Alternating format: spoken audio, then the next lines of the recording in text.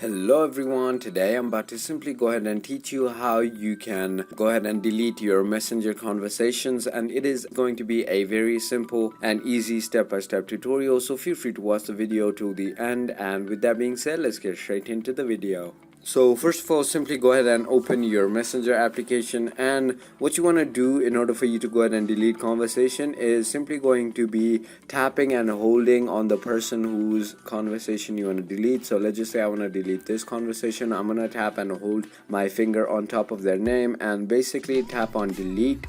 And as you can see, it says delete this entire conversation. Once you delete your copy of your conversation, it can't be undone, and you want to tap on delete, and basically the conversation is going to be only deleted for you and not for the other person. So it was as simple as that. So if you thought this video was informational, feel free to comment down below. With that being said, thank you so much for watching.